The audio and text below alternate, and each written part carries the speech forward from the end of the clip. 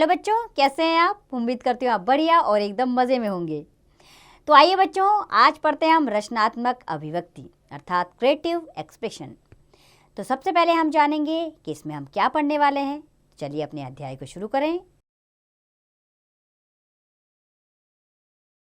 तो बच्चों, रचनात्मक अभिव्यक्ति दो प्रकार की होती है, मौखिक अभिव्यक्ति और लिखित अभिव्यक्ति।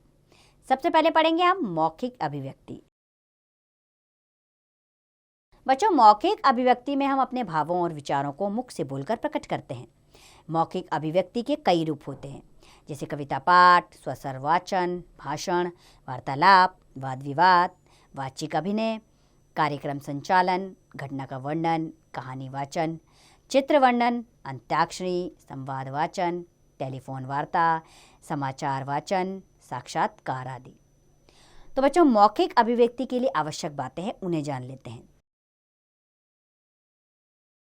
बच्चों, अच्छी मौखिक अभिव्यक्ति के लिए निम्नलिखित बातों का ध्यान रखना आवश्यक है। पहला है संकोच रहित होकर बोलना, अर्थात बोलने में आपके संकोच नहीं होना चाहिए। दूसरा है शुद्ध और सरल भाषा का प्रयोग करना, अर्थात आपकी भाषा सरल और शुद्ध होनी चाहिए। तीसरा, स्पष्ट और प्रभावशाली उच्चारण, अर्थात आप स्पष्ट बोलें, अर्थात सामने वाले को आपकी बात स्पष्ट तौर से समझ आए। और चौथा है आवश्यकता अनुसार मुहावरे और लोकोक्तियों का प्रयोग। अगर आप मुहावरे और लोकोक्तियों का प्रयोग करते हैं तो आपकी भाषा और प्रभावशाली बनेगी। दूसरा है लिखित अभिव्यक्ति। तो बच्चों, लिखित अभिव्यक्ति के भी कई रूप होते हैं, जैसे संवाद लेखन, डायरी लेखन, समाचार लेखन, कहानी लेखन, संदेश लेखन, अनुच्छेद लेखन, पत्र लेखन, निबंध लेखन आदि। आइए एक एक करके इन्हें जान लेते हैं। सबसे पहले जानेंगे हम संवाद लेखन क्या है। बच्चों, संवाद का अर्थ है बातचीत या वार्तालाप। वार्तालाप में संवाद का विशेष महत्व होता है। अच्छे संवाद व्यक्ति को प्रभावशाली बनाते हैं और विकास में सहायक होते हैं। संवाद लिखते व बोलते समय निम्नलिखित बातों का ध्यान रखना आवश्यक है, जैसे कि संवाद छोटे एवं रुचिकर होने चाहिए, संवाद में स्वाभाविकता होनी चाहिए, संवाद एक दूसरे से मेल खाते हुए होने चाहिए, संवाद पात्रों के अनुकूल होने चाहिए। लंबे लंबे, कठिन और उलझे हुए संवाद बनावटी लगते हैं। संवाद रोचक, चुस्त और भावानुकूल होने चाहिए। संवाद परिस्थिति के अनुरूप होने चाहिए, वो आवश्यक हैं। और पात्र व परिस्थिति के अनुकूल संवादों की भाषा स्वाभाविक होनी चाहिए। इन बातों का ध्यान हमें संवाद लेखन में ज़रूर रखना चाहिए। आइए संवाद लेखन के कुछ उदाहरण पढ़ते हैं, जैसे कि दो सहेलियों के बीच अपनी नई प्रधानाचार्य को लेकर संवाद। तो रानी ने कहा, मंजरी बताना तुम्हें अपनी नई प्रधानाचार्य कैसी लगी? मंजरी, सच बताऊं, उन्होंने मुझे बहुत प्रभावित किया। रानी, वह कैसे? मंजरी, आज पहली बार किसी प्रधानाचार्य ने कक्षा में आकर विद्यार्थियों से इतने प्यार से बात की। रानी, यह बात तो मुझे भी बहुत अच्छी लगी। मंजरी, रानी, क्या तुम्हें ऐसा नहीं लगता कि उनकी बात में मिठास और वात्सल्य है? रानी, हाँ, तुम ठीक कह रही हो। मंजरी, तुम्हें वे कैसी लगी? अब तुम ही बताओ। रानी, उनमें कुछ खास बात तो है जो हमें प्रभावित करती है। उनका चेहरा बड़ा ही सौम्य है। मंजरी, रानी, क्या तुमने यह देखा कि वह हमारे विद्यालय के माली के साथ भी कितना अच्छा व्यवहार कर रही थी? रानी, हाँ, मैंने भी देखा।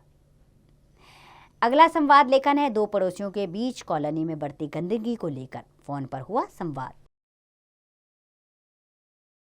श्रीमती शर्मा, हेलो, कैसी हो श्रीमती वर्मा? श्रीमती वर्मा, अरे आप, मैं तो अच्छी हूँ, आप कैसी हो? श्रीमती शर्मा, सब ठीक है, क्या आपको पता चला? श्रीमती वर्मा, क्या? श्रीमती शर्मा, कल हमारे ब्लॉक में श्रीमती सहगल और श्रीमती मित्तल की आपस में तू मैं हो गई। श्रीमती वर्मा, क्यों? श्रीमती शर्मा, अरे वही कूड़े को लेकर। श्रीमती सहगल ने ऊपर से कूड़ा फेंका और वह सीधा श्रीमती मित्तल के घर में जा गिरा। श्रीमती वर्मा, क्या करें, अब तो दिन पर दिन चारों ओर गंदगी बढ़ती जा रही है। पहले तो कूड़ा समय पर उठा लिया जाता था, लेकिन अब। श्रीमती शर्मा, आप ठीक कह रही हैं, कॉलोनी के सेक्रेटरी भी अब इस ओर ध्यान नहीं दे रहे हैं। श्रीमती वर्मा, मुझे लगता है कि हम सभी को मिलकर कुछ करना होगा। श्रीमती शर्मा, ठीक है, कल एक मीटिंग बुलाते हैं और इस मुद्दे पर बहस करते हैं। श्रीमती वर्मा, ठीक है, कल ठीक इसी समय में आपसे फिर बात करूंगी। श्रीमती शर्मा, ठीक है। तीसरा संवाद लेखन के लिए विषय है साइकिल से गिरे अपने मित्र का हाल पूछते हुए दो मित्रों के बीच संवाद। नरेश, अरे सुरेश, मैंने सुना तुम साइकिल से गिर गए। सुरेश, हाँ मित्र, नरेश, कैसे गिरे? सुरेश, स्कूल से मैं घर की ओर जा रहा था, सामने कुत्ता आ गया, उसी हड़बड़ाहट में साइकिल टेढ़ी हो गई और मैं गिर गया। नरेश, ज्यादा चोट तो नहीं आई? सुरेश, पास ही पड़े पत्थर से मेरा सिर टकरा गया, काफी खून बहा, 4 टांके भी आए हैं। नरेश, फिर तो तुम्हें कमजोरी सी महसूस हो रही होगी। सुरेश, वह तो हो ही रही है, लेकिन हाथ और पैर पर भी काफी चोटें आई हैं। नरेश, अब तुम्हें अपना पूरा ध्यान रखना है, स्कूल के काम की चिंता मत करना, मैं तुम्हारा सारा काम पूरा कर दूंगा। सुरेश, यूं पड़े पड़े मेरा मन नहीं लगता। नरेश, मैं माँ से कहूँगा कि मुझे थोड़ी देर तुम्हारे घर पर छोड़ दे। सुरेश, यह बहुत ही अच्छा रहेगा, मैं तुम्हारा इंतज़ार करूँगा, धन्यवाद। तो बच्चों, अब इसका अभ्यास कार्य आप स्वयं कीजिएगा। हम आगे बढ़ते हैं डायरी लेखन की ओर। बच्चों, डायरी अंग्रेजी भाषा का शब्द है, हिंदी में इसे दैनिकी कहते हैं। इसमें लेखक अपने साथ प्रतिदिन होने वाली मुख्य बातों को लिखता है। डायरी लिखना भी एक कला है। डायरी लिखते समय इस बात का ध्यान रखना चाहिए कि उसमें जो लिखा जाए वह सत्य हो। किसी आदमी के संबंध में बुरी बातें डायरी में कभी नहीं लिखनी चाहिए। आइए डायरी लेखन के भी कुछ उदाहरण जानें। इसमें सबसे पहले क्या लिखेंगे आप? दिनांक ज़रूर डालेंगे जिस दिन आप डायरी लिख रहे हैं, उसके बाद आप डायरी शुरू करेंगे। जैसे आज शायद मेरा दिन ही खराब था, आज से मेरी परीक्षा शुरू होनी थी, कल रात देर तक पढ़ती रही, फिर सुबह 5 बजे का अलार्म लगाकर सो गई, पता नहीं क्या हुआ, अलार्म नहीं बजा, जब मेरी आँख खुली 6:30 बजे थे, पेपर शुरू होने में केवल आधा घंटा शेष था। मैंने फटाफट मुंह धोया, बिना नहाए कपड़े बदले और अपना पेन बॉक्स उठाकर दौड़ी। सड़क पर जाकर देखा तो वहाँ कोई रिक्शा नहीं था। कुछ देर बाद रिक्शा मिली, मैं बिना मोल भाव किए उस रिक्शा में बैठ गई। 7:15 बजे जब मैं परीक्षा भवन पहुंची तो बुरी तरह हाँफ रही थी। घबराहट के मारे मेरा बुरा हाल था। कक्ष निरीक्षक ने मुझे घबराया हुआ देखा तो मुझे धैर्य बंधाया और मेरे लिए पानी मंगवाया। पानी पीकर मेरी घबराहट कुछ कम हुई। मैं अपने प्रश्न पत्र को हल करने में लग गई। फिर मैंने सिर उठाकर नहीं देखा। समय कब समाप्त हो गया इसका मुझे पता ही नहीं चला, लेकिन ईश्वर को धन्यवाद, मैं अपना पूरा प्रश्न पत्र हल कर सकी। आगे डायरी एक और लिखेंगे, जैसे कि उसमें पहले आप अपना दिनांक लिखेंगे जिस दिन आप डायरी लिख रहे हैं। डायरी शुरू करेंगे। आज हम लोग भांगड़ा नागल बांध देखने गए। यह बांध पंजाब, हरियाणा तथा राजस्थान राज्यों की संयुक्त परियोजना है। यह सतलुज नदी पर अनुकूल स्थान पर बनाया गया है, जहाँ नदी की धारा के दोनों ओर पहाड़ियाँ एक दूसरे के काफ़ी निकट आई हैं। मेरे दादाजी ने बताया कि भांगड़ा बांध 518 मीटर लंबा और 226 मीटर ऊंचा चौड़ा है।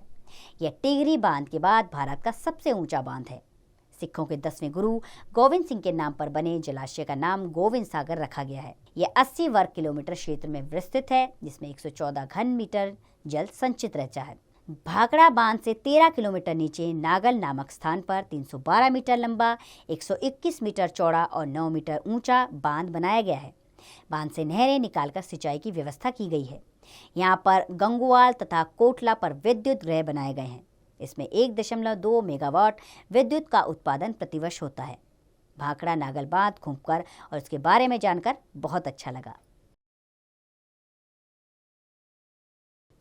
तो बच्चों, डायरी लेखन का अभ्यास आप कीजिएगा। रोज आप भी डायरी लिखिए, आपको इसकी आदत पड़ जाएगी। अब इसका अभ्यास कार्य आप स्वयं कीजिएगा। हम बढ़ते हैं आप समाचार लेखन की ओर। तो बच्चों, आप सभी समाचार पत्रों के महत्व को समझते हैं। लोग सवेरे जागते ही सबसे पहले समाचार पत्र पढ़ना चाहते हैं। समाचार पत्रों में छपे समाचार लोगों को बहुत प्रभावित करते हैं। समाचार लेखन एक कला है। सुंदर और आकर्षक समाचार पढ़ने वाले के मन को अपनी ओर खींच लेता है। आप भी अभ्यास करके आकर्षक समाचार लिख सकते हैं। आइए समाचार लेखन के कुछ उदाहरण देखें, जैसे जीत लिया जहां, इस पर समाचार लिखना। श्रीलंका को 6 विकेट से हरा भारत बना विश्व चैंपियन। 28 वर्ष लंबा सूखा खत्म, अपना आखिरी विश्व कप खेल रहे सचिन तेंदुलकर को समर्पित की यह जीत। इसके बाद इसमें समाचार लेखन होगा। जिसका इंतजार था वह शनिवार को वानखाड़े स्टेडियम में माही आर्मी ने कर दिखाया। फाइनल में 45,000 दीवाने दर्शकों के बीच टीम इंडिया ने श्रीलंका को 6 विकेट से हराकर विश्व कप अपने नाम कर लिया।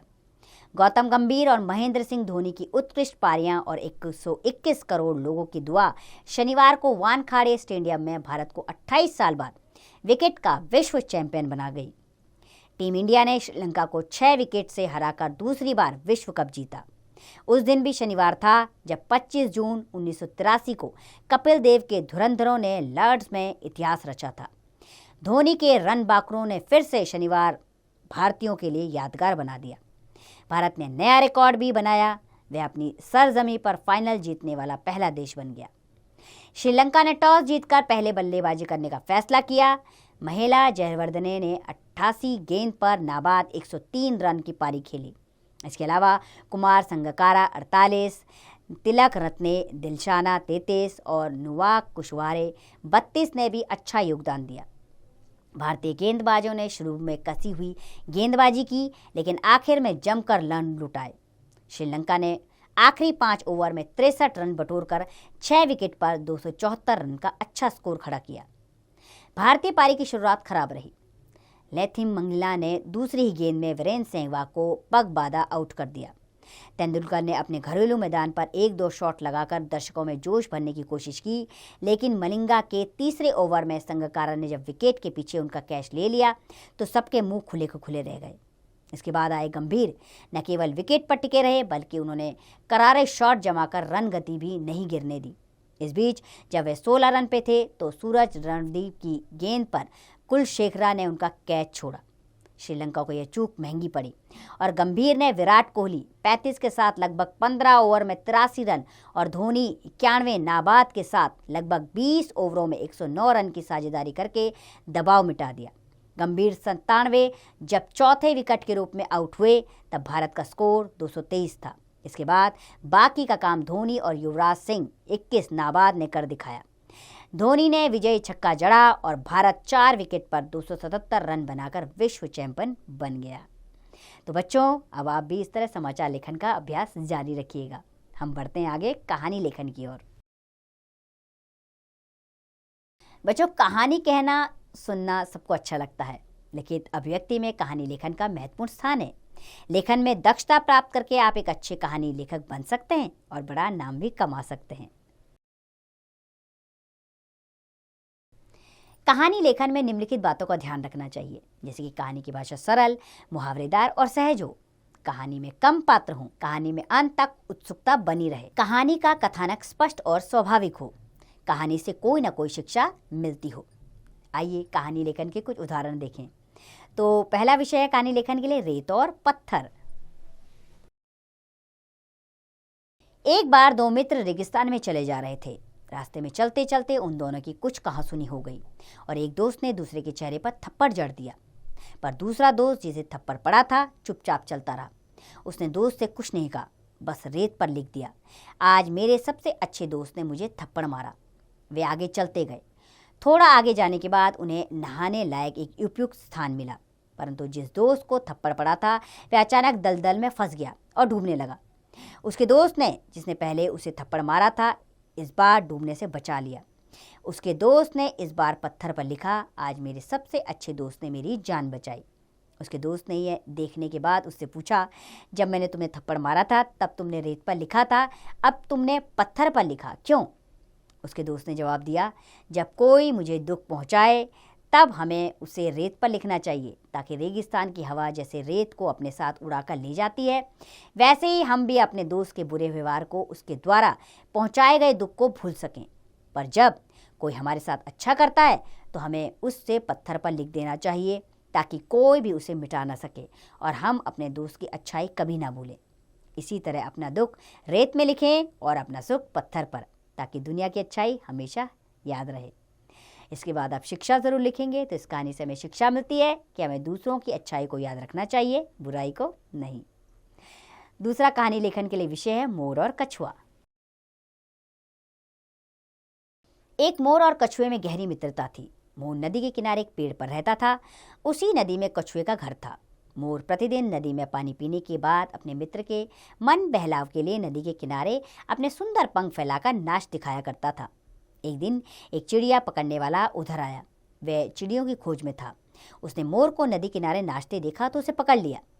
जब वह उसे लेकर चलने लगा तो मोर ने प्रार्थना की कि मुझे अंतिम बार अपने मित्र कछुए से विदा ले लेने दो, फिर तो हम कभी नहीं मिल पाएंगे। चिड़िया पकड़ने वाले ने उसकी प्रार्थना सुन ली और उसे कछुए के पास ले गया। कछुए ने अपने मित्र को चिड़िया पकड़ने वाले की कैद में देखा तो वह बहुत दुखी हुआ। उसने चिड़िया पकड़ने वाले से प्रार्थना की कि मेरे मित्र को छोड़ दो। यह सुनकर पहले तो चिड़िया पकड़ने वाला हंसा, फिर बोला, यह मेरी जीविका का साधन है, मैं इसे नहीं छोड़ सकता। तब कछुआ बोला, अगर मैं आपको एक सुंदर उपहार दूं तो क्या आप मेरे मित्र को छोड़ दोगे? चिड़िया पकड़ने वाले ने कहा, जरूर छोड़ दूंगा, यही तो मैं भी चाहता हूँ। यह सुनकर कछुए ने पानी में डुबकी लगाई और कुछ ही क्षण बाद एक सुंदर मोती लेकर ऊपर आया। यह देखकर चिड़िया पकड़ने वाला बहुत अचंभित हुआ। उसे ऐसी उपहार की आशा बिल्कुल नहीं थी। कछुए ने मोती उसे दे दिया। तब उसने अपने वायदे के अनुसार मोर को तुरंत छोड़ दिया। कुछ दूर जाने के बाद चिड़िया पकड़ने वाले को लगा कि कछुए से उसे ऐसा दूसरा मोती भी मिल सकता है। वह वापस लौट कर आया और बोला, तुमने अपने मित्र को छोड़ने के बदले में मुझे पर्याप्त धन नहीं दिया। तुम मुझे एक और मोती दो, नहीं तो मैं तुम्हारे मित्र को फिर से पकड़ लूंगा। तब तक कछुए ने अपने मित्र मोर को सुरक्षित स्थान पर भेज दिया था। उसकी बात सुनकर उसे बड़ा क्रोध आया, लेकिन वह उसे पी गया। वह बोला, ठीक है, अगर तुम बिल्कुल ऐसा ही मोती चाहते हो तो यह मोती मुझे दो, मैं ठीक ऐसा ही मोती मिलान करके तुम्हें लाकर देता हूँ। चिड़िया पकड़ने वाला मूर्ख था। उसने बिना सोचे विचारे वह मोती कछुए को दे दिया। तब कछुआ बोला, मैं ऐसा मूर्ख नहीं हूँ कि एक मोती लेकर दो दूँ, और यह कहकर पानी में डुबकी लगा दी। अब चिड़िया पकड़ने वाला नदी किनारे खड़ा अपनी मूर्खता पर पछता रहा था। इसके बाद शिक्षा लिखेंगे, लालच बुरी भला है। इस कहानी से हमें यह शिक्षा मिलती है। तो बच्चों, आप भी इस तरह छोटी छोटी कहानियाँ लिखने का अभ्यास जारी रखिएगा। अब हम पढ़ते हैं अपठित पद्यांश। बच्चों, अपठित काव्यांश से अभिप्राय है कविता काव्य अंश जो पूर्ण पठित ना हो, अर्थात जिसे आपने अपनी हिंदी की पाठ्य पुस्तक में पहले नहीं पढ़ा है। इसके द्वारा विद्यार्थियों की कविता को समझने की क्षमता का विकास होता है। आइए कुछ अपठित पद्यांश के उदाहरण जानें। जैसे हमारे सामने एक कविता है, इतने ऊंचे उठो कि जितना उठा गगन है, देखो इस सारी दुनिया को एक दृष्टि से, सिंचित करो धरा समता की भाव वृष्टि से, जाति भेद की, धर्म वेश की, काले गोरे रंग द्वेष की, ज्वालाओं से जलते जग में इतने शीतल बहो कि जितना मलय पवन है। नए हाथ से वर्तमान का रूप संवारो, नई त्रिलिका से चित्रों के रंग उभारो, नए राग को नूतन स्वर दो, भाषा को नूतन अक्षर दो, युग की नई मूर्ति रचना में इतने मौलिक बनो कि जितना स्वयं सृजन है। अब ये कविता आपको पढ़ने के बाद इसका भावार्थ समझना है और उसके बाद आपने प्रश्नों के उत्तर देने हैं। जैसे पहला प्रश्न हमारे सामने है, मौलिक सृजन से आप क्या समझते हैं? इसका उत्तर है, मौलिक सृजन से यह अभिप्राय है कि संसार में व्याप्त मैनस्मय से ऊपर उठकर नई सृष्टि की रचना नई पीढ़ी द्वारा हो। अब बच्चों, बाकी के प्रश्न आप स्वयं पढ़िएगा और इसके उत्तर लिखिएगा। तब तक हम बढ़ते हैं अगले पद्यांश की ओर, जिसे हम पढ़ते हैं। वो है, मेरे अंदर एक सूरज है जिसकी सुनहरी धूप देर तक मंदिर में ठहरकर मस्जिद पे पसर जाती है। शाम ढले गुरुद्वारे की दीवार को छूती हुई गिरजाघर जी चोटी को चूमकर छुमंतर हो जाती है। मेरे अंदर एक चांद है जिसकी रुपहली चांदनी में मस्जिद, मंदिर, गिरजा और गुरुद्वारे धरती पर एक हो जाते हैं। उनकी सद्भावनापूर्ण परछाइयाँ देती है प्रेम की दुहाइयाँ। मेरे अंदर एक बादल है जो गंगा से जल लेता है, गिरजे पे जमकर बरसता गुरुद्वारे को नहला देता है। काबा पे पहुँचता तो वो फिर मस्जिद को तर करता है, तेरे मेरे दुर्भाव को कहीं दूर भगा देता है। मेरे अंदर एक झोंका है, कभी वो आंधी से तूफानों से लड़ता है, गुरुद्वारे और गिरजा से लिपट कर वो फिर मंदिर और मस्जिद पे अदब से झुककर बेबाक उड़ा करता है, प्रेम सुमन की खुशबू से महका महका रहता है। इसलिए आपने कविताएं पढ़नी है और इनका भावार्थ समझकर प्रश्नों के उत्तर देने हैं। जैसे पहला प्रश्न है हमारा, हवा के झोंके बहते समय कहाँ कहाँ जाते हैं? उत्तर है, हवा के झोंके बहते समय मंदिर, मस्जिद, गुरुद्वारे तथा गिरजा पर जाते हैं। वह सबके लिए समान रूप से बहते हैं। ये इसका उत्तर है। बाकी प्रश्नों को आपने अपने स्वयं पढ़ना है और इसके उत्तर लिखने हैं। तो बच्चों, इस तरह पद्यांश के उदाहरण आपने लेने हैं, उन्हें पढ़ना है और प्रश्नों के उत्तर देने हैं। अब हम बढ़ते हैं अनुच्छेद लेखन की ओर। किसी शीर्षक को लेकर उस पर निश्चित शब्दों में एक प्रभावी वाक्य समूह लिखना अनुच्छेद कहलाता है। अनुच्छेद लेखन निबंध का छोटा रूप होता है। अनुच्छेद लेखन करते समय ध्यान रखिए कि भाषा और भाव रोचक हों एवं वाक्य छोटे व आपस में जुड़े हों। 7वीं कक्षा के लिए 80 से 100 शब्दों का अनुच्छेद पर्याप्त होता है। अनुच्छेद लेखन के लिए हमें निम्नलिखित बातों का ध्यान रखना चाहिए, जैसे कि मुख्य विषय से हटकर कुछ भी ना लिखा जाए, इसमें उदाहरण या दृष्टांत नहीं दिए जाते तथा अनुच्छेद में शब्दों की सीमा बहुत कम होने के कारण उदाहरण आदि को छोड़ दिया जाता है। सीधे विषय से संबंधित बातों का संक्षिप्त रूप प्रस्तुत किया जाता है। और भूमिका या उपसंहार नहीं लिखना चाहिए। अनुच्छेद लिखते समय शब्द सीमा का विशेष ध्यान रखना चाहिए। आइए अनुच्छेद लेखन के कुछ उदाहरण देखें। पहला उदाहरण है स्वावलंबी सदा सुखी। संकेत बिंदु, स्वावलंबन सफलता है, स्वावलंबन अमूल्य धन है, स्वावलंबन चारित्रिक विकास का सोपान। अर्थात ये संकेत बिंदु दिए जाते हैं कि आप संकेत बिंदुओं को ध्यान से देखें और उस पर आधारित अपना अनुच्छेद लिखें। तो इस अनुच्छेद को शुरू करते हैं हम। स्वावलंबन एक गुण है, इसे सभी गुणों का गुण भी कहा जाता है। स्वावलंबी मनुष्य के शब्दकोश में निराशा शब्द नहीं पाया जाता। वह किसी कार्य को असंभव नहीं मानता। उसके उत्साह को देखकर दुनिया उसके पीछे चलती है। स्वावलंबन एक अमूल्य धन है। जो व्यक्ति हर काम के लिए दूसरों का मुंह देखता है, उससे उन्नति और सफलता की आशा नहीं की जा सकती। प्रकृति स्वयं स्वावलंबन की शिक्षा देती है। मानव के अतिरिक्त सभी जीव जंतु, वृक्ष आदि परम स्वावलंबी हैं। स्वावलंबन चारित्रिक विकास का सोपान है, इसलिए आवश्यक है कि बचपन से ही स्वावलंबन की प्रवृत्ति का विकास किया जाए। अगला विषय है अनुच्छेद लेखन के लिए गांव का जीवन। संकेत बिंदु देखेंगे, जैसे गांवों का स्वरूप, आज के गांव व उनकी स्थिति और गांव में सुधार के प्रयास। बस इन संकेत बिंदुओं के आधार पर ही आपको अनुच्छेद लिखना है। इसे ऐसे लिखेंगे हम। भारत की आत्मा गांवों में निवास करती है। भारत की 70% जनता गांव में रहती है। हरा भरा प्राकृतिक परिवेश, कल कल बहती नदियाँ, स्वच्छ पर्यावरण, ये सब गांवों में मिलते हैं। गांवों में एक दूसरे के प्रति सहानुभूतिपूर्ण और सहयोग का भाव रहता है। गांव ही हमारे अन्नदाता हैं। इतना कुछ होते हुए भी ग्राम्य जीवन में गरीबी का दूसरा नाम है। लोगों की छोटी छोटी आवश्यकताएं भी मुश्किल से पूरी होती हैं। आज भी भारत के अधिकांश गांवों में अशिक्षा तथा रूढ़ियों का बोलबाला है। बाहरी चकाचौंध से दूर हमारे गांव आज भी भारतीय सभ्यता और संस्कृति की थाती को संभाले हुए है। उदारता, अतिथि सत्कार, प्रेम और सद्भाव जो शहरों में दुर्लभ है, आज भी गांवों में देखने को मिलता है। सरकार को गांवों की स्थिति में सुधार करने के उपाय करने चाहिए। अब आपने ऐसे ही कुछ विषय लेने हैं और उन पे अनुच्छेद लेखन का अभ्यास करना है। हम आगे बढ़ते हैं संदेश लेखन की ओर। अर्थात जानेंगे संदेश लेखन क्या होता है। बच्चों, संदेश देना अभिव्यक्ति का एक बहुत अच्छा माध्यम है।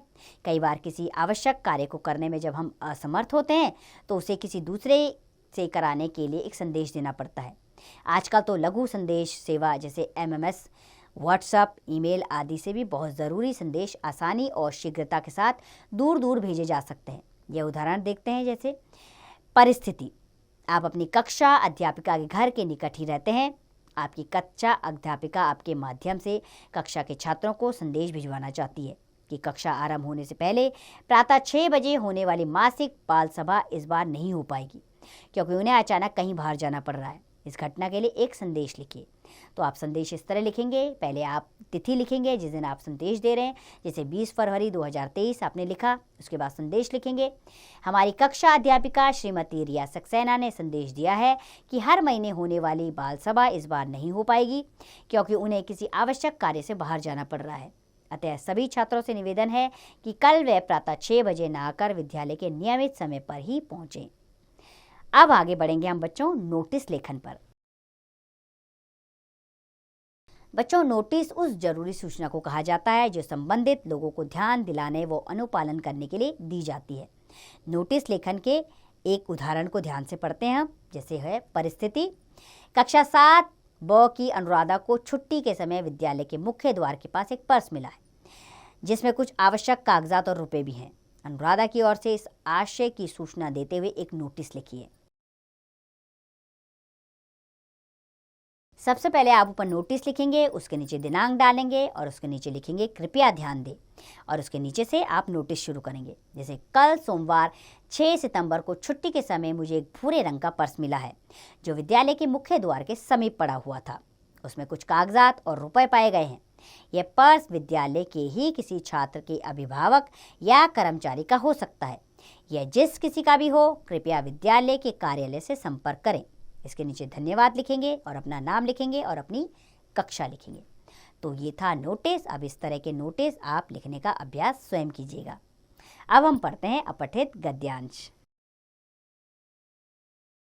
बच्चों, किसी कहानी, लेख या निबंध आदि के वे गद्यांश जिन्हें छात्रों ने अपने पाठ्यक्रम में ना पढ़ा हो, अपठित गद्यांश कहलाते हैं।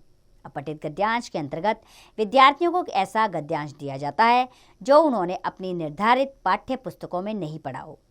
इस गद्यांश पर आधारित कुछ प्रश्न पूछे जाते हैं तथा इसका उपयुक्त शीर्षक भी लिखने के लिए कहा जाता है। तो विद्यार्थियों को अपठित गद्यांश पर आधारित प्रश्नों के उत्तर लिखते समय निम्नलिखित बातों का ध्यान रखना चाहिए। जैसे कि गद्यांश को 2-3 बार ध्यान से पढ़ लें और उसका अर्थ व भाव समझें। गद्यांश के मुख्य अंशों को रेखांकित करें। गद्यांश का मूल भाव ज्यों का त्यों बनाए रखते हुए प्रश्न का उत्तर अपने शब्दों में लिखें। गद्यांश के उत्तर प्रश्न के आधार पर ही दें। अपने विचार प्रकट करने की आवश्यकता नहीं। यदि प्रश्न में अपने विचार व्यक्त करने के लिए कहा गया हो तो संक्षेप में अपने विचार व्यक्त करें और प्रश्नों के उत्तर सरल भाषा में दें। शीर्षक का चुनाव करते समय ध्यान रखें कि शीर्षक कम से कम शब्दों का हो तथा उसे पढ़ते ही गद्यांश का मूल भाव स्पष्ट हो जाए। आप इन बातों का ध्यान रखेंगे तो आपको कोई मुश्किल नहीं होगी गद्यांश के लिए। चलिए उदाहरण पढ़ते हैं गद्यांश के। हमारा पहला उदाहरण है, प्राचीन समय में यूनान देश में मताबो नामक राजा राज्य करता था। वह भाला फेंकने के लिए सिंहस्थ था। उसका शरीर भी बहुत बलशाली था। दूर दूर तक उसकी वीरता की धाक थी तथा बड़े बड़े योद्धा उनका नाम सुनकर कांप उठते थे। एक दिन राजा अपनी युवा पुत्री को लेकर जंगल में शिकार खेलने चला गया। राजकुमारी बहुत ही सुंदर थी तथा उसका नाम कैमिला था। अचानक शत्रु देश के कुछ सैनिक उधर से गुजरे। उन्होंने राजा मातबो को देख लिया और उस पर आक्रमण कर दिया। राजकुमारी के साथ होने के कारण राजा को वहां से भागना पड़ा। शत्रु सैनिक भी उसके पीछे भागे। भागते भागते राजा तथा उसकी पुत्री एक नदी के तट पर पहुंच गए। जान बचाने के लिए नदी पार करनी जरूरी थी, परंतु राजकुमारी को पीठ पर बिठाकर नदी पार करना असंभव था। अतः राजा को एक युक्ति सूझी। राजकुमारी को भाले से बांधकर राजा ने अपने पूरे बल से नदी के पार फेंक दिया। भाला नदी के अगले तट पर जा गिरा। बस फिर क्या था, राजा नदी में कूद गया तथा तैरकर नदी के उस पार चला गया। उसके शत्रु देखते ही रह गए तथा हताश होकर लौट गए। इस गद्यांश को आपने 2-3 बार पढ़ना है। उसके बाद प्रश्नों के उत्तर देने हैं। जैसे पहले की प्रश्न है, राजा मताबो का नाम सुनकर बड़े बड़े योद्धा क्यों कांप उठते थे? इसका उत्तर है, मताबो भाला फेंकने में सिंहस्थ था। उसका शरीर भी बहुत बलशाली था। दूर दूर तक उसकी वीरता की धाक थी। यही कारण था कि बड़े बड़े योद्धा भी उसका नाम सुनकर कांप उठते थे। बस इसके बाद आपने और प्रश्न पढ़ने हैं और गद्यांश से ही उनका उत्तर ढूंढना है। हम बढ़ते हैं अगले गद्यांश की ओर। जब ईश्वर ने संसार बनाया तो सारी की सारी भूमि फूलदार पौधों से भरी हुई थी तथा सुंदर बाग के समान दिखाई देती थी। फिर ईश्वर ने मानव को पैदा किया। उसे भय था कि कहीं मानव इस सुंदर धरती का रूप न बिगाड़ दे। अतः ईश्वर ने मानव को बुलाकर निम्नलिखित चेतावनी दी। देखो, जब भी तुम्हें कोई पाप या अपराध करोगे तो पृथ्वी पर रेत का एक दाना आ गिरेगा। परंतु मनुष्य ने इस चेतावनी की कोई परवाह नहीं की। वह सोचने लगा, यदि रेत के कुछ दाने धरती पर आ भी गए तो क्या हानि हो सकती है। यह सोचकर मनुष्य लगातार पाप और अपराध करता गया। इसके फलस्वरूप रेत धरती पर गिरती रही। धीरे धीरे रेत के विस्तृत टीले इसके कई भागों पर बन गए। इन रेतीले भागों को हम मरुस्थल कहते हैं। मरु शब्द का अर्थ है ऊसर, अर्थात जहाँ पेड़ पौधे बहुत कम हो। मरुस्थलों के लोगों का जीवन बहुत ही कठोर होता है क्योंकि वहाँ जल, अन्न तथा हरियाली की कमी होती है। 2-3 बार आप इस गद्यांश को पढ़िएगा, फिर प्रश्नों के उत्तर दीजिएगा। जैसे कि पहला प्रश्न है, जब ईश्वर ने संसार बनाया तो धरती कैसी थी? उत्तर है, जब ईश्वर ने संसार बनाया तो सारी की सारी धरती फूलदार पौधों से भरी हुई थी तथा सुंदर बाग के समान दिखाई देती थी। बस ऐसे ही आपने आगे के प्रश्न पढ़ने हैं और गद्यांश में से ही इसके उत्तर ढूंढने हैं। बच्चों, हम बढ़ते हैं अगले गद्यांश की ओर। भाग्य पर भरोसा ना करके परिश्रम की पतवार के सहारे ही जीवन नौका में बैठकर संसार सागर के उस पार पहुंचा जा सकता है। जो आलसी लोग हैं वे ही भाग्य फलाती सर्वत्र का नारा लगाते हैं। वे मनुष्य को नितांत शक्तिहीन और असमर्थ मानते हैं। ऐसे व्यक्ति हीन भाव से ग्रस्त होते हैं तथा स्वयं को असहाय समझते हैं। उन्हें अपने बल पर भरोसा नहीं होता और हाथ पर हाथ धरे बैठे रहते हैं। परिश्रम को तिलांजलि देकर वे निराशापूर्ण जीवन व्यतीत करते हैं और भाग्य को ही सफलता की कुंजी मानते हैं। विश्व विजेता नेपोलियन का कहना है, भाग्य उन्हीं का साथ देता है जो सबसे अधिक कुशल, सबसे अधिक जागरूक, सबसे अधिक साहसी तथा दृढ़ निश्चयी होते हैं। ऐसे वीर पुरुषों के सामने आल्प्स जैसे ऊंचे पर्वत भी सिर झुका लेते हैं। ऐसे ही महापुरुष विषम परिस्थितियों और बड़ी से बड़ी बाधाओं को स्वीकार करते हैं। वे नियति को तुच्छ मानते हैं। 2-3 बार आप इस गद्यांश को पढ़ेंगे और प्रश्नों के उत्तर देंगे। जैसे कि पहला प्रश्न है, कैसे लोग संसार सागर के उस पार पहुंच सकते हैं? उत्तर है, जो लोग भाग्य पर भरोसा नहीं करते और परिश्रम की पतवार के सहारे अपने जीवन की नौका को आगे बढ़ाते हैं, वे लोग ही संसार सागर के पार पहुंच सकते हैं। तो बच्चों, इसके बाद आपने गद्यांश को 2-3 बार पढ़ना है और फिर प्रश्न पढ़ के उत्तर देने हैं। जैसे कि हमारा पहला प्रश्न है, कैसे लोग संसार सागर के उस पार पहुंच सकते हैं? तो इसका उत्तर है, जो लोग भाग्य पर भरोसा नहीं करते और परिश्रम की पतवार के सहारे अपने जीवन की नौका को आगे बढ़ाते हैं, वे लोग ही संसार सागर के पार पहुंच सकते हैं। बस इसके बाद आगे के प्रश्न आपने पढ़ने हैं और उनका उत्तर देना है। तो चलिए बच्चों, आप गद्यांश का लेखन जारी रखिएगा, उसका अभ्यास करते रहिएगा। हम बढ़ते हैं पत्र लेखन की ओर। बच्चों, आज जब हमें किसी दूर बैठे व्यक्ति से संपर्क करना होता है तो हम मोबाइल, इंटरनेट जैसी आधुनिक तकनीकों का इस्तेमाल करते हैं। आपसी संपर्क हेतु पत्र का उपयोग अब कम होने लगा है, लेकिन विशेष अवसरों यथा जन्मदिन, विवाह, नववर्ष की बधाई या निमंत्रण पत्र आदि अभी भी लिखे जाते हैं। इसके अलावा कई कारणों से आवेदन पत्र, शिकायती पत्र, व्यावसायिक पत्र आदि भी लिखे जाते हैं। आइए, पत्र लिखते समय किन किन बातों का ध्यान देना है, इसको जान लेते हैं। जैसे कि पत्र लिखने वाले को अपना पूरा पता तथा नाम उपयुक्त स्थान पर लिखना चाहिए। जिस व्यक्ति को पत्र लिखा जाता है उसके लिए उचित संबोधन जैसे पूज्य, पूजनीय, आदरणीय, महोदय, मान्यवर आदि का प्रयोग करना चाहिए। जिस व्यक्ति को पत्र लिखा जाता है उसके लिए उचित अभिवादन जैसे नमस्ते, प्रणाम, चरण स्पर्श आदि का भी यथास्थान प्रयोग करना चाहिए। पत्र की भाषा सरल और स्पष्ट होनी चाहिए। पत्र में निरर्थक बातें नहीं लिखनी चाहिए। पत्र के अंत में लिखने वाले को स्वयं के लिए उपयुक्त शब्द चुनने चाहिए, जैसे कि तुम्हारा मित्र, आपका आज्ञाकारी शिष्य, आपका पुत्र आदि। और प्रार्थना पत्रों में प्रार्थी को अधिकारी के प्रति सम्मानजनक भाषा का प्रयोग करना चाहिए। पत्र में छोटे छोटे वाक्यों का प्रयोग अधिक करना चाहिए। पारिवारिक पत्रों में आत्मीय तथा स्नेहयुक्त भाषा का प्रयोग करना चाहिए। प्रार्थना पत्रों में सम्मानपूर्ण भाषा का प्रयोग करना चाहिए। पत्र लिखने का उद्देश्य स्पष्ट होना चाहिए। पत्र सुंदर लेख में लिखना चाहिए। पत्र में यथास्थान पर विराम चिन्हों का प्रयोग करना चाहिए। पत्र में भेजने वाले व पाने वाले का नाम व पता स्पष्ट रूप से लिखना चाहिए। आइए अब पत्रों के प्रकार जानें। पत्र 2 प्रकार के होते हैं, अनौपचारिक पत्र और औपचारिक पत्र। सबसे पहले पढ़ेंगे हम अनौपचारिक पत्र के बारे में।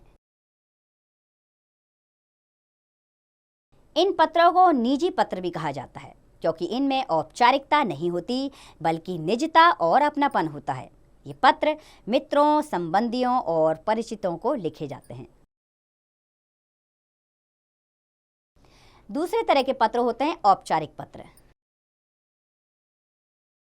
बच्चों, ये पत्र अधिकारियों, पत्र पत्रिकाओं के संपादकों, प्रधानाचार्यों आदि को लिखे जाते हैं। इन पत्रों में केवल आवश्यक सूचना, निवेदन या प्रार्थना आदि होते हैं। आइए अब जानें पत्र के अंग। पत्र चाहे औपचारिक हो या अनौपचारिक, सामान्यतः इसके मुख्य अंग इस प्रकार है। पहला है पता और दिनांक, अर्थात इसमें पता और दिनांक लिखना होता है। दूसरा संबोधन या अभिवादन शब्दावली। तीसरा इसमें पत्र की विषय वस्तु होती है और चौथा पत्र की समाप्ति, स्वनिर्देश और हस्ताक्षर होते हैं। तो चलिए बच्चों, अनौपचारिक पत्र के कुछ उदाहरण पढ़ लेते हैं। इसके लिए हमारा पहला उदाहरण है, अपने छोटे भाई को एक पत्र लिखिए जिसमें अपने विद्यालय के वार्षिकोत्सव का वर्णन कीजिए। तो बच्चों, पत्र आप कैसे शुरू करेंगे? सबसे पहले इसमें अपना पता लिखेंगे। 102 शास्त्री नगर, दिल्ली, 16 अगस्त 2023। जो भी दिनांक आप लिख रहे हैं, यानी कि जिस तारीख को आप ये पत्र लिख रहे हैं वो तारीख डालेंगे। उसके नीचे लिखेंगे प्रिय रवि और नीचे उसके अगली लाइन में शुभाशीष और अगली लाइन से पत्र शुरू करेंगे। पिछले कई दिनों से तुम्हें पत्र लिखने की सोच रहा था, परंतु विद्यालय के वार्षिकोत्सव तथा अन्य कार्यक्रमों की व्यवस्था के कारण ना लिख सका। इस पत्र में मैं तुम्हें अपने विद्यालय के वार्षिकोत्सव के बारे में बता रहा हूँ।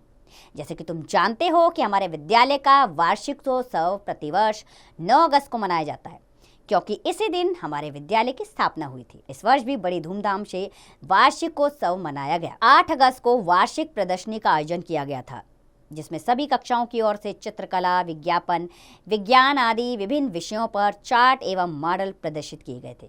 इस प्रदर्शनी का उद्घाटन हमारे क्षेत्र के शिक्षा अधिकारी ने किया। उन्होंने विद्यार्थियों के प्रयास की खूब प्रशंसा की। 9 अगस्त को सांस्कृतिक कार्यक्रम प्रस्तुत किया गया। इस दिन विद्यालय को खूब सजाया गया था। ठीक 3 बजे अपराह्न दिल्ली के मुख्यमंत्री अतिथि के रूप में पधारे। विद्यालय के प्रधानाध्यापक ने उनका स्वागत किया। विद्यार्थियों ने लोकगीत, भजन, कव्वाली, देशभक्ति गीत, फैंसी ड्रेस प्रतियोगिता, प्रहसन तथा एक नाटक भी किया। इसके बाद प्रधानाध्यापक ने विद्यालय की वार्षिक रिपोर्ट पढ़ी। मुख्य अतिथि ने वर्ष भर में विभिन्न कार्यक्रमों में मुख्य स्थान पर प्राप्त करने वाले विद्यार्थियों को पुरस्कार वितरित किए। मैंने भी विभिन्न कार्यक्रमों में भाग लिया था तथा मुझे भी 3 पुरस्कार मिले। लगभग 5 बजे कार्यक्रम समाप्त हो गया। पूज्य पिताजी, पूज्य माताजी को चरण स्पर्श तथा नीलू को प्यार। अगली लाइन में लिखेंगे तुम्हारा भाई रवीश। अगला उदाहरण है पत्र लेखन के लिए हमारा। अपने मित्र को पत्र लिखिए तथा उसे ग्रीष्मावकाश में अपने साथ कश्मीर चलने का निमंत्रण दीजिए। इसमें भी सबसे पहले आप पता लिखेंगे C602 मोहन नगर मेरठ और दिनांक लिखना ना भूलिएगा। अगली लाइन में प्रिय मित्र साहिल, सादर नमस्कार। अगली लाइन से पत्र आरंभ करेंगे। आज ही तुम्हारा पत्र मिला, पढ़कर प्रसन्नता हुई कि तुम्हें पूरी आशा है कि इस बार भी तुम अपनी कक्षा में प्रथम आओगे। मैं अपने माता पिता के साथ ग्रीष्मावकाश में कश्मीर जा रहा हूँ। हम चाहते हैं कि तुम भी हमारे साथ कश्मीर चलो। कश्मीर को पृथ्वी का स्वर्ग कहते हैं। हम लोग कश्मीर की सुंदरता का आनंद लेंगे तथा वैष्णो देवी के दर्शन भी करेंगे। यदि तुम मेरे साथ चलोगे तो मेरा आनंद दोगुना हो जाएगा। मैंने तुम्हारे पिताजी को पत्र लिखकर तुम्हें मेरे साथ चलने की अनुमति देने की प्रार्थना की है। मुझे आशा है वे मना नहीं करेंगे। अगली लाइन में पत्रोत्तर की प्रतीक्षा में तुम्हारा अभिन्न मित्र राहुल। अब पढ़ते हैं बच्चों औपचारिक पत्र। इसके लिए हमारा प्रथम उदाहरण या विषय है नगर निगम के स्वास्थ्य अधिकारी को अपने मोहल्ले की सफाई के लिए पत्र लिखिए। सबसे पहले शुरू करेंगे सेवा में। अगली लाइन में स्वास्थ्य अधिकारी मेरठ नगर निगम मेरठ। विषय इसमें जरूर लिखें। इसमें विषय है मोहल्ले में फैली गंदगी की ओर नगर निगम का ध्यान आकर्षित करने के लिए। अगली लाइन में मान्यवर और अगली लाइन से पत्र आरंभ करेंगे। इस पत्र के माध्यम से हम शास्त्री नगर के निवासी आपका ध्यान इस क्षेत्र में व्याप्त गंदगी की ओर आकर्षित करना चाहते हैं। हमारी कॉलोनी में जगह जगह पर कूड़े के ढेर पड़े हुए हैं, जिनके कारण चारों ओर दुर्गंध आती रहती है। कूड़े के ढेरों से मक्खी तथा मच्छरों का बढ़ जाना स्वाभाविक है। आवारा कुत्ते दिन भर यहाँ पड़े कूड़े के ढेरों को इधर उधर फैलाते रहते हैं। गंदगी के कारण इस क्षेत्र के निवासियों का रहना दूभर हो गया है। वर्षा ऋतु आरंभ होने पर इस क्षेत्र में हैजा तथा मलेरिया जैसी बीमारियों के फैलने की पूरी संभावना है। इस क्षेत्र में नियुक्त अधिकारियों से भी हमने अनेक प्रकार लिखित प्रार्थना की, परंतु खेद है कि उन्होंने इस ओर ध्यान नहीं दिया। सफाई कर्मचारी तो हमारी बात सुनते ही नहीं।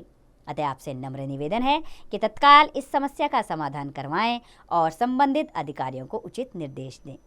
उसके बाद लाइन में अगली धन्यवाद भवदीय अपना नाम लिखेंगे, जैसे अविनाश शर्मा प्रधान मोहल्ला सुधार समिति शास्त्री नगर मेरठ, यानी कि अपना पता लिखेंगे नीचे और दिनांक लिखना ना भूलें। अगला विषय है औपचारिक पत्र के लिए नवभारत टाइम्स के संपादक को पत्र लिखिए, जिसमें अपने क्षेत्र में बिजली संकट तथा उससे उत्पन्न कठिनाइयों का वर्णन हो। इसे भी ऐसे ही शुरू करेंगे। सेवा में संपादक महोदय नवभारत टाइम्स बहादुर शाह जफर मार्ग नई दिल्ली। विषय जरूर लिखेंगे। इसका विषय है नवभारत टाइम्स समाचार पत्र में बिजली संकट का समाचार प्रकाशित करवाने के लिए। अगली लाइन से मान्यवर और अगली लाइन से पत्र आरंभ करेंगे, जैसे कि मैं आपके लोकप्रिय समाचार पत्र के माध्यम से NDPL के अधिकारियों का ध्यान पटपड़गंज क्षेत्र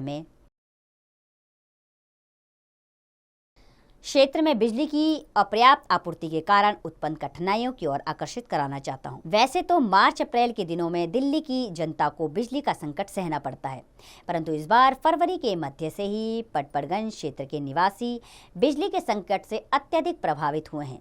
यहाँ कई कई घंटों तक बिजली की कटौती की जा रही है।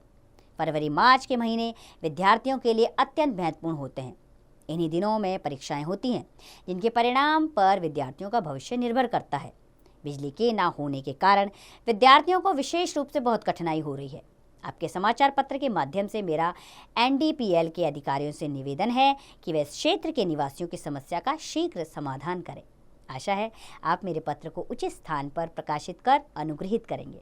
नीचे लिखेंगे अब आप धन्यवाद सहित भवदीय मोहन शर्मा, सचिव, पटपर्गन सुधार समिति, नई दिल्ली, और दिनांक लिखना ना भूलें। अगला विषय है पत्र लेखन के लिए पुस्तक विक्रेता अथवा प्रकाशक को पुस्तकें मंगवाने के लिए पत्र लिखिए। सेवा में आनंद प्रकाशन, 301 बी, पटपर्गन इंडस्ट्रियल एरिया, नई दिल्ली। साथ में पता भी लिखेंगे अपना 133/1 नमन विहार, मेरठ। अगली लाइन से आप विषय जरूर लिखें, जैसे विषय है प्रकाशक से पुस्तकें मंगवाने के लिए पत्र। अगली लाइन में महोदय और अगली लाइन में पत्र आरंभ करेंगे। कृपया निम्नलिखित पुस्तकें वीपीपी से शीघ्र भेजने का कष्ट करें। मैं 500 रुपये की अग्रिम धनराशि भी भेज रहा हूँ। मैं विश्वास दिलाता हूँ कि वीपीपी आते ही उसे छुड़ा लूँगा। पुस्तकें भेजते समय कृपया ध्यान रखें कि सभी पुस्तकें नए संस्करण की हो, उनकी पैकिंग ठीक से की गई हो तथा उन पर उचित कमीशन भी दिया गया हो। पुस्तकों की सूची निम्नलिखित है। अब नीचे पुस्तकों की सूची लिखेंगे आप। कला भारती भाग 6, 7, 8 3 प्रतियाँ। व्याकरण दीक्षा भाग 1 से 5 4 प्रतियाँ। संस्कृत वाटिका भाग 3 2 प्रतियाँ। भाषा संगम भाग 8 5 प्रतियाँ। अगली लाइन में धन्यवाद सहित भवदीय अशोक ओझा अर्थात अपना नाम लिखेंगे आप। तो बच्चों, हमने यहाँ पर औपचारिक और अनौपचारिक कुछ पत्र पढ़े हैं। अब आप भी किसी भी विषय को लेकर इस तरह के पत्र लेखन का अभ्यास स्वयं कीजिएगा। अब हम आगे पढ़ेंगे बच्चों निबंध लेखन की ओर। बच्चों, गद्य की विधाओं में निबंध रचना एक मुख्य विधा है, इसलिए आरंभ से ही निबंध लेखन को भाषण शिक्षण का एक अनिवार्य अंग माना गया है। निबंध कई प्रकार के होते हैं, जैसे कि पहला वर्णनात्मक। इसमें किसी घटना, पात्र, स्थान, त्योहार अथवा प्राकृतिक दृश्य आदि का वर्णन होता है। दूसरा है विचारात्मक। इसमें किसी समय या विचार आदि से संबंधित, जैसे विज्ञान के लाभ या हानि, मित्रता आदि का वर्णन होता है। तीसरा होते हैं भावात्मक एवं कल्पनात्मक। इसमें भावों या कल्पनाओं से संबंधित, जैसे परोपकार, यदि मैं शिक्षा मंत्री होता आदि विषयों से संबंधित होते हैं ये। अच्छा, अब निबंध लिखते समय हमें इन बातों का ध्यान रखना जरूरी होता है, जैसे कि जिस विषय पर निबंध लिखना हो उस विषय पर अधिक से अधिक जानकारी एकत्रित कर लेनी चाहिए। निबंध लिखने से पहले उसकी रूपरेखा तैयार कर लेनी चाहिए। निबंध की भाषा सरल, स्पष्ट और मौलिक होनी चाहिए। निबंध का ताना बाना मुख्य विषय वस्तु के इर्द गिर्द ही बुनना चाहिए। शब्द सीमा का ध्यान रखना चाहिए। निबंध में यथासंभव सूक्तियाँ, महापुरुषों के कथन तथा कविता आदि का समावेश करना चाहिए। इसमें निबंध प्रभावशाली और ग्राह्य बनता है। निबंध में किसी भी प्रकार की कोई गलत सूचना नहीं देनी चाहिए। निबंध में एक ही बात को बार बार नहीं दोहराना चाहिए। निबंध में मुहावरों, लोकोक्तियों, उद्गरणों, सूक्तियों आदि का उचित प्रयोग करना चाहिए और निबंध में विराम चिन्हों का प्रयोग करना चाहिए। ये तो थी मुख्य बातें निबंध लिखते समय हमें ध्यान रखनी चाहिए। आइए अब पढ़ें हम निबंध के अंग। तो पहला निबंध का अंग है भूमिका। इसे प्रस्तावना भी कहते हैं। भूमिका में विषय का परिचय दिया जाता है तथा पाठक को आकर्षित करने के लिए रोचक ढंग से बात कही जाती है। दूसरा अंग होता है निबंध का विस्तार। यह निबंध का मुख्य अंग है। इसमें विषय से संबंधित विभिन्न बिंदुओं को एक एक करके क्रमबद्ध ढंग से अनुच्छेदों में बांटकर प्रस्तुत किया जाता है। और तीसरा अंग है निबंध का उपसंहार। यह निबंध का अभिन्न अंग है। इसमें निबंध में कही गई बातों को सारांश रूप में प्रस्तुत किया जाता है। तो आइए बच्चों, कुछ विषयों पर निबंध पढ़ते हैं। तो पहला विषय है हमारा निबंध लेखन के लिए होली, यानी रंगों का त्योहार। सबसे पहले संकेत बिंदु। इसमें भूमिका होगी, होली का आगमन, होली का ऐतिहासिक महत्व और उपसंहार, अर्थात संकेत बिंदुओं के आधार पर आपको निबंध लिखना है। तो निबंध शुरू करते हैं। सबसे पहले भूमिका। भारत को त्योहारों का देश कहा जाता है क्योंकि यहाँ पूरे वर्ष समय समय पर कोई ना कोई त्योहार मनाया जाता है। समय समय पर आने वाले यह त्योहार हमारे जीवन में अत्यधिक उल्लास और हर्ष भर देते हैं, तो साथ ही हमें अपनी संस्कृति और परंपराओं से जोड़े भी रखते हैं। अब लिखेंगे हम होली का आगमन। होली हिंदुओं का प्रसिद्ध त्योहार है जो प्रतिवर्ष फाल्गुन मास की पूर्णिमा को अत्यंत उत्साह से पूरे देश में मनाया जाता है। इन दिनों किसानों की फसलें पककर तैयार हो जाती है तथा चारों ओर वसंत का सौंदर्य छाया रहता है। होली का ऐतिहासिक महत्व। प्रत्येक त्योहार से कोई न कोई पौराणिक कथा या सामाजिक संदर्भ अवश्य जुड़ा होता है। होली से एक प्राचीन कथा जुड़ी है। दैत्यराज हिरण्यकश्यप नास्तिक था। वह नहीं जानता था कि उसके राज्य में कोई भी ईश्वर का नाम ले, पर दैत्यराज का पुत्र प्रहलाद ईश्वर का परम भक्त था। जब वह पिता के मना करने पर भी ईश्वर भक्ति से विमुख न हुआ तो पिता ने अपने पुत्र को अनेक यातनाएं दी, पर एक बार भी प्रहलाद का बाल भी बांका न हुआ। अंत में उसने अपनी बहन होलिका से प्रहलाद को गोद में लेकर जलती अग्नि में बैठने को कहा। होलिका को आग में ना जलने का वरदान मिला हुआ था। ईश्वर की माया कुछ ऐसी हुई कि होलिका अग्नि में जल गई और प्रहलाद बच गया। इसी घटना की याद में आज भी लोग लकड़ियों के ढेर की होली बनाकर जलाते हैं तथा उसकी परिक्रमा करते हैं। अगले दिन फाग खेला जाता है। सुबह से ही लोग टोलियां बनाकर एक दूसरे को गुलाल लगाते हैं, रंग डालते हैं और गले मिलते हैं। लोग नाचते गाजते अपने घरों से निकलते हैं और रंग का उत्सव दोपहर तक चलता रहता है। दोपहर के बाद लोग एक दूसरे को मिठाइयाँ खिलाते हैं। इसके बाद लिखेंगे उपसंहार। होली का पर्व प्रेम, एकता और भाईचारे का संदेश देता है। कुछ लोग इस दिन मद्यपान करके इसकी पवित्रता को नष्ट करते हैं। हमें इस बुराई को रोकना चाहिए। बच्चों, अब निबंध लेखन के लिए हमारा अगला विषय है स्वतंत्रता दिवस। संकेत बिंदु देखेंगे। इसमें आएगी भूमिका, स्वतंत्रता दिवस का इतिहास, कार्यक्रम और उपसंहार। अब निबंध शुरू होगा जिसमें आएगी सबसे पहले भूमिका। मनुष्य स्वभाव से ही स्वतंत्रता का प्रेमी है। मनुष्य ही क्या, पक्षी भी स्वतंत्र रहना चाहते हैं। सोने के पिंजरे में बंद पक्षी को सोने की कटोरी में मेवे मिश्री भी अच्छे नहीं लगते। उसे तो स्वतंत्र रहकर कड़वी चीज भी इससे कहीं अच्छी लगती है। मनुष्य भी स्वतंत्रता के लिए संघर्ष करता है तथा स्वतंत्रता प्राप्ति के लिए अपने प्राणों की बाजी लगा देता है। अब देखेंगे स्वतंत्रता दिवस का इतिहास।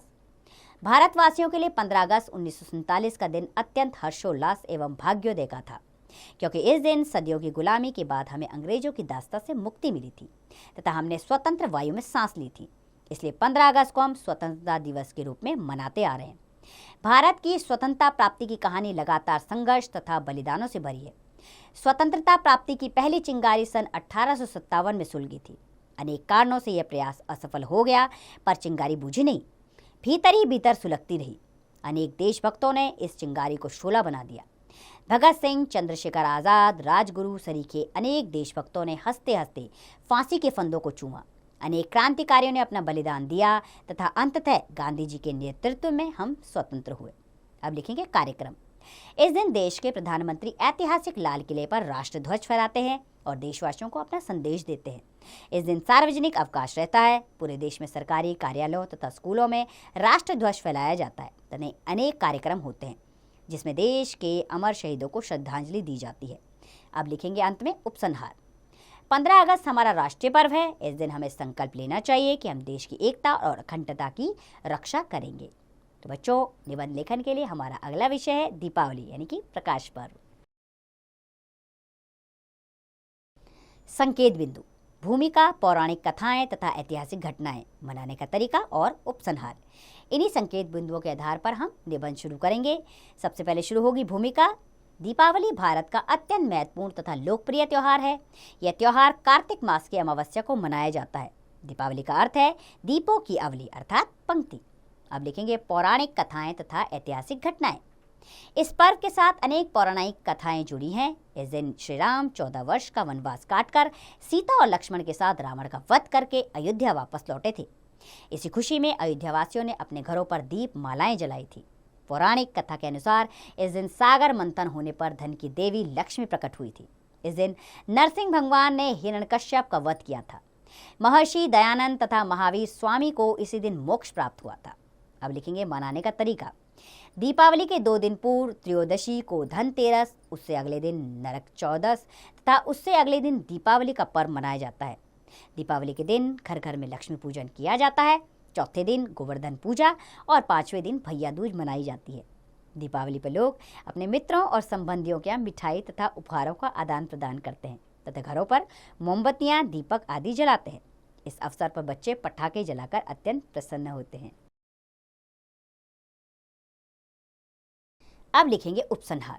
दीपावली के दिन कुछ लोग द्वैत क्रीड़ा करके यानी कि जुआ खेलकर अपना भाग्य आजमाते हैं। इस कुप्रथा को रोकने का हर संभव प्रयास किया जाना चाहिए तथा पटाखों पर अनावश्यक धन की बर्बादी पर भी अंकुश लगाया जाना चाहिए। इससे धन के संरक्षण के साथ साथ वायु प्रदूषण पर भी नियंत्रण लगेगा। अब निबंध लेखन के लिए अगला विषय हमारा है विद्यार्थी जीवन। संकेत बिंदु, भूमिका, विद्यार्थी के कर्तव्य, अनुशासन और उपसंहार। निबंध शुरू करते हैं भूमिका से। प्राचीन काल में मानव जीवन को 4 आश्रमों में विभक्त किया गया है। ब्रह्मचर्य आश्रम, गृहस्थ आश्रम, वानप्रस्थ आश्रम तथा संन्यास आश्रम। जीवन काल का पहला भाग या ब्रह्मचर्य आश्रम ही विद्यार्थी जीवन है। विद्यार्थी जीवन मनुष्य जीवन की सबसे अधिक मधुर तथा सुनहरी अवस्था है। विद्यार्थी जीवन सारे जीवन की नींव है। जिस प्रकार नींव दृढ़ होने पर ही मकान धूप, आंधी, तूफान और भूकंप के वेग को सहज रूप से सह कर सकता है, उसी प्रकार विद्यार्थी जीवन में जिन गुणों और संस्कारों की नींव पड़ जाती है वह जीवन भर हमें उन्नति की ओर अग्रसर करते रहते हैं। अब लिखेंगे विद्यार्थी के कर्तव्य। विद्यार्थी का पहला कर्तव्य विद्या ग्रहण करना है। इसी जीवन में विद्यार्थी अपने लिए, अपने माता पिता तथा परिवार के लिए, अपने समाज और राष्ट्र के लिए तैयार हो रहा होता है। विद्यार्थी का कर्तव्य है कि वह अपने शरीर, बुद्धि, मस्तिष्क, मन और आत्मा के विकास के लिए पूरा यत्न करे। आलस्य विद्यार्थियों का सबसे बड़ा शत्रु है। जो विद्यार्थी निकम्मे रहकर समय गंवा देते हैं, उन्हें भली भांति अपने लक्ष्य की प्राप्ति नहीं होती। विद्यार्थी जीवन का एक एक क्षण अमूल्य है। अब लिखेंगे अनुशासन। विद्यार्थी को अनुशासित तथा संयमी होना पड़ता है। व्यसनों में फंसने वाले विद्यार्थी कभी उन्नति नहीं कर सकते। शिक्षकों तथा माता पिता के प्रति आदर और श्रद्धा भाव रखना विद्यार्थी के लिए नितांत आवश्यक है। अनुशासन प्रियता, नियमितता, समय का काम करना, उदारता, दूसरों की सहायता, पुरुषार्थ, सत्यवादिता, देशभक्ति आदि विद्यार्थी जीवन के आवश्यक गुण हैं। अब उपसंहार लिखेंगे। शरीर को पुष्ट तथा बलवान बनाना प्रत्येक विद्यार्थी का परम कर्तव्य है, क्योंकि स्वस्थ शरीर में ही स्वस्थ मस्तिष्क का वास होता है। अतः प्रत्येक विद्यार्थी को अपने जीवन का एकमात्र लक्ष्य विद्या प्राप्ति को बनाना चाहिए। तो बच्चों, निबंध लेखन के लिए हमारा अगला विषय है यदि मैं प्रधानाचार्य होता। संकेत बिंदु, भूमिका, प्रधानाचार्य के कर्तव्य, अध्यापकों और विद्यार्थियों के प्रति दृष्टिकोण और उपसंहार। शुरू करते हैं भूमिका से। मानव कल्पनाशील प्राणी है। वह अपने भावी जीवन के बारे में अनेक प्रकार की कल्पनाएं करता है तथा अनेक प्रकार के स्वप्न देखता है। मैंने भी अपने भावी जीवन के लिए एक सपना संजोया है। यदि मैं प्रधानाचार्य होता, ऐसा होने पर विद्यालय में मेरी वही स्थिति होती जो रेलगाड़ी में इंजन की होती है। विद्यालय का मुखिया होने के नाते मेरा कार्य जिम्मेदारियों से भरा होता। जटिलताएं व चुनौतियां पग पग पर मेरा मार्ग रोकती हुई दिखाई देती, पर मैं अपना कर्तव्य निभाने की पूरी चेष्टा करता। अब लिखेंगे प्रधानाचार्य के कर्तव्य। यदि मैं प्रधानाचार्य होता तो सबसे पहले शिक्षा के प्रति मेरा दृष्टिकोण व्यापक होता। विद्यालय में मेरा उद्देश्य छात्रों की सेवा करना होता, जिसमें स्वार्थ, पक्षपात और सांप्रदायिकता को कहीं कोई स्थान न मिलता। प्रधानाचार्य बनने पर मैं अपने विद्यालय को आदर्श विद्यालय बनाने का यत्न करता। बालकों को आदर्श नागरिक बनने की शिक्षा देता। इसके लिए मैं अपने सभी अध्यापकों का सहयोग प्राप्त करता। मेरी कथनी और करनी में समानता होती। अब लिखेंगे अध्यापकों और विद्यार्थियों के प्रति दृष्टिकोण। मैं अध्यापकों और विद्यार्थियों पर अपने आदेश लादने के बजाय उनका दिल जीतने की कोशिश करता। मैं छात्रों के दैनिक जीवन की कठिनाइयों से परिचित हो उन्हें दूर करने का प्रयत्न करता। विद्यालय में अनुशासन स्थापित करने की अनेक योजनाएं बनाता। विद्यालय के प्रत्येक कार्य में मैं विद्यार्थियों का सहयोग प्राप्त कर उन्हें विद्यालय का एक सक्रिय अंग बना देता।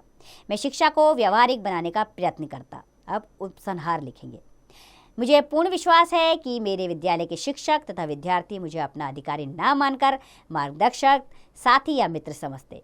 कितना अच्छा हो यदि मेरा वह सपना साकार हो जाए और मैं सचमुच एक दिन प्रधानाचार्य बन जाऊं। निबंध लेखन के लिए हमारा अगला विषय है जीवन में खेलकूद का स्थान।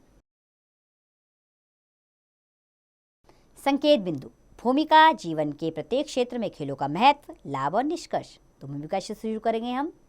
मानव जीवन की सफलता के लिए शारीरिक, मानसिक तथा मौलिक विकास ये तीनों ही सहायक होते हैं। इन तीनों के योगदान से ही जीवन पूर्ण होता है। विद्यार्थी जीवन में ज्ञान प्राप्ति को ही विद्यार्थी का लक्ष्य बनाया गया है। शिक्षा का उद्देश्य ही सर्वांगीण विकास करना है। विद्यार्थी के व्यक्तित्व का सर्वांगीण विकास तभी संभव हो सकता है जब उसका शरीर पूर्ण रूप से स्वस्थ, निरोगी तथा पुष्ट हो। शरीर को हिष्ट पुष्ट तथा स्वस्थ रखने के लिए खेल कूद अत्यंत आवश्यक होते हैं। कभी समय था जब कहा जाता था खेलोगे कूदोगे तो होगे खराब। पर आज वह समय नहीं है, क्योंकि जिसका शरीर ही स्वस्थ नहीं होगा वह भावी जीवन में कुछ भी नहीं कर पाएगा। शारीरिक शक्ति की आवश्यकता हमें जीवन के प्रत्येक क्षेत्र में पड़ती है। शारीरिक शक्ति के विकास के लिए खेलकूद नितांत आवश्यक है। स्वस्थ शरीर में ही स्वस्थ मस्तिष्क का वास होता है। कोई भी देश स्वस्थ शरीर वाले नौजवानों पर गर्व कर सकता है। अब लिखेंगे जीवन के प्रत्येक क्षेत्र में खेलों का महत्व। खेल कूद से केवल शरीर ही पुष्ट नहीं होता, बल्कि खेल के मैदान में आज्ञाकारिता, अनुशासन, धैर्य, संयम, सहिष्णुता, सहयोग, एकता, त्याग जैसे गुण अनायास ही प्राप्त हो जाते हैं। जब खेल के मैदान में विभिन्न जातियों, राज्यों तथा धर्मों के खिलाड़ी एक टीम के रूप में खेलते हैं तो उससे राष्ट्रीय एकता की भावना पुष्ट होती है। इसलिए कहा गया है, खेल खिलाड़ियों की माला है और खेल की भावना माला का श्रृंगार। खेल व्यक्ति के जीवन में विभिन्न गुणों का विकास करके उन्हें उन्नति के शिखर की ओर ले जाते हैं।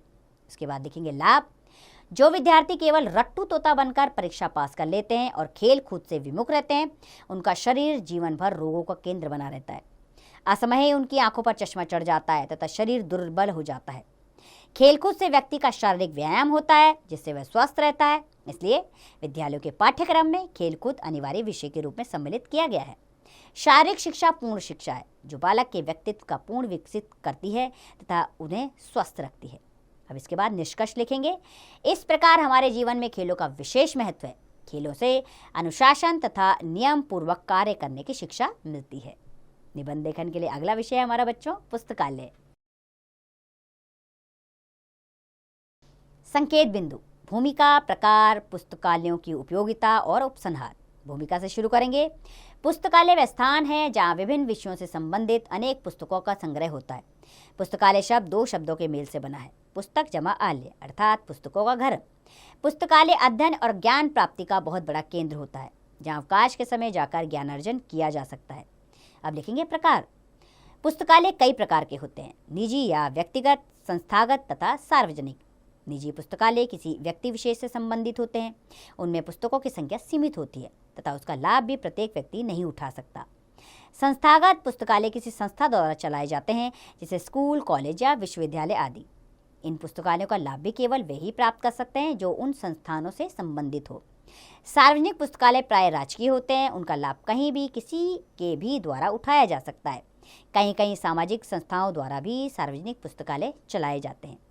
अब लिखेंगे पुस्तकालयों की उपयोगिता। पुस्तकालय ज्ञानार्जन तथा मनोरंजन का अत्युत्तम साधन है। वह विद्यार्थियों तथा अध्यापकों का मार्गदर्शक है।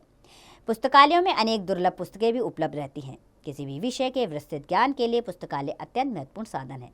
अब लिखेंगे उपसंहार। दुर्भाग्य से हमारे देश में सार्वजनिक पुस्तकालयों की संख्या अधिक नहीं है। सरकार को उनके विस्तार पर ध्यान देना चाहिए। पुस्तकालय में बैठकर हमें उसके नियमों का पालन अवश्य करना चाहिए। निबंध लेखन के लिए अगला विषय है हमारा समय का सदुपयोग। संकेत बिंदु, जीवन में समय का महत्व, समय किसी की प्रतीक्षा नहीं करता, और उपसंहार। जीवन में समय का महत्व से शुरू करेंगे। काल करे सो आज कर, आज करे सो अब, पल में परिलय होएगी, बहुरी करेगा कब। उपयुक्त दोहे में समय के महत्व की चर्चा की गई है। संसार में समय को सबसे अधिक महत्वपूर्ण एवं मूल्यवान माना गया है, क्योंकि यदि किसी व्यक्ति का धन नष्ट हो जाए तो उसे पुनः प्राप्त किया जा सकता है। किसी का स्वास्थ्य नष्ट हो जाए तो उसे किसी भी हद तक प्राप्त किया जा सकता है, परंतु जो समय एक बार नष्ट हो गया उसे दोबारा प्राप्त नहीं किया जा सकता है। इसलिए समय का एक एक क्षण कीमती है, उसे बिल्कुल नष्ट नहीं करना चाहिए। जो व्यक्ति समय को व्यर्थ गवा देता है वह सारी उम्र पछताता रहता है, फिर उस पश्चाताप से कुछ भी हासिल नहीं हो सकता। किसी ने सही कहा है, का वर्षा जब कृषि सुखाने, समय चूकी पुनी न पछताने। अब लिखेंगे बच्चों, समय किसी की प्रतीक्षा नहीं करता। इतिहास साक्षी है कि इस पर उसी ने शासन किया है जिसने अच्छे बुरे समय को समझा और समय को अपने अनुकूल बनाया। समय के सदुपयोग की सबसे सरल विधि है प्रत्येक कार्य को करने के लिए समय तय करना तथा नियत समय पर कार्य पूरा करना। आलस्य मनुष्य का सबसे बड़ा शत्रु है। समय के सदुपयोग में आलस्य ही सबसे बड़ी अड़चन है। आलसी व्यक्ति कुछ भी नहीं करते हैं और जीवन भर अपनी असफलताओं के लिए समय को दोषी ठहराते रहते हैं। विद्यार्थी जीवन में समय के सदुपयोग की बड़ी महत्ता है। जिस विद्यार्थी को समयबद्धता की आदत पड़ जाती है वह जीवन भर सुखी रहता है। नेपोलियन केवल 5 मिनट की देरी से ही युद्ध भूमि में पहुंचा और पराजित हो गया। अतः हमें आज का काम कल पर नहीं टालना चाहिए तथा समय के एक एक क्षण का उपयोग भली भांति सोच विचार कर करना चाहिए। समय के सदुपयोग से ही जीवन में सुख, शांति और समृद्धि की प्राप्ति होती है। समय का सदुपयोग करने वाले व्यक्ति का जीवन प्रेरणादायक होता है। महात्मा गांधी समय के बहुत पाबंद थे। समय कभी किसी की प्रतीक्षा नहीं करता। इसके बाद उपसंहार लिखेंगे।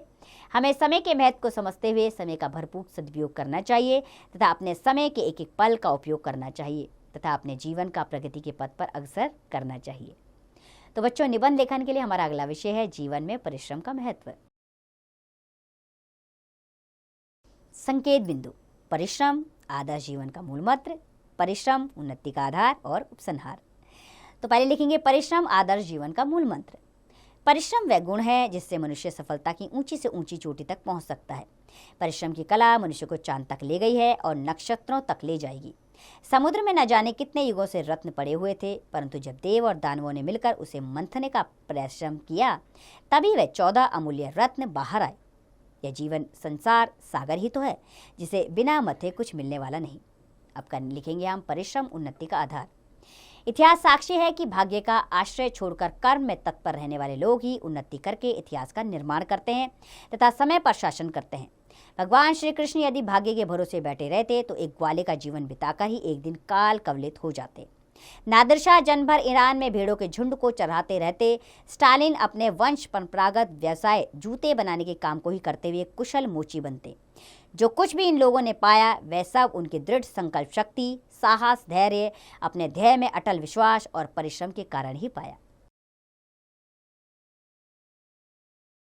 अब लिखेंगे उपसंहार। उद्योगी और परिश्रमी पुरुष का वर्ण स्वयं लक्ष्मी करती है। आलसी और निकम्मे तो बात बात में भाग्य को दोष देते रहते हैं। सोते हुए सिंह के मुंह में हिरण स्वयं प्रवेश नहीं करता। सिंह को अपना शिकार करने के लिए कठिन परिश्रम करना पड़ता है। अतः स्पष्ट है कि मानव जीवन में परिश्रम का बहुत ही महत्व है। तो बच्चों, उम्मीद करती हूँ आपको निबंध लेखन भी अच्छे से समझ में आ गया होगा। अब इसका अभ्यास कार्य आप खुद कीजिएगा और जितनी भी चीज़ें हमने इस अभिव्यक्ति में पढ़ी हैं उसका अभ्यास कार्य आप स्वयं कीजिए।